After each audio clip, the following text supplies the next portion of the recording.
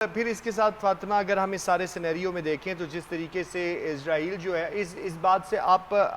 कभी भी कतई नज़र नहीं हो सकते, इस बात से आप कभी भी इख्तलाफ नहीं कर सकते और ना ही इसमें कोई दोहराए है कि इजरायली लॉबी का असर रसूख है अमेरिका के अंदर। बिल्कुल, बहुत और ज़्यादा। फिर उसके बाद अगर हम इस सारी सूरत हाल पे यूं भी इसको अगर हम कैटर करने की कोशिश करें, अगर हम इस सारी सूरत हाल को देखने की कोशिश करें तो जिस तरीके से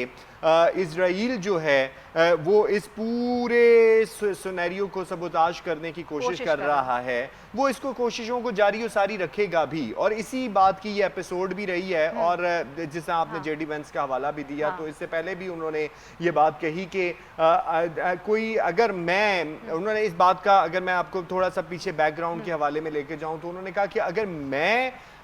नेतन्याहू की काबीना में होता या नेतन्याहू के साथ होता तो कभी भी अमेरिका के ऊपर तनकीद ना करता, क्योंकि अमेरिका ने हमेशा इजराइल को सपोर्ट किया है। लेकिन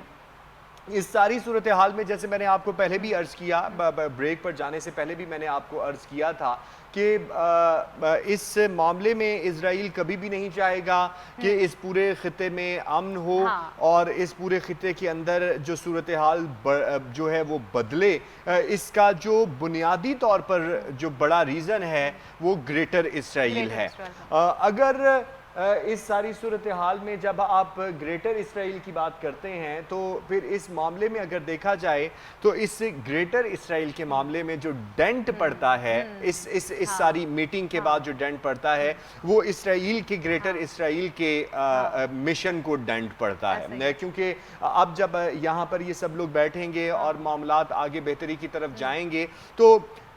इस बात को भी हमें मद्देनजर रखना पड़ेगा कि बात जो है वो 60 रोज साइड पे नहीं हो सकता।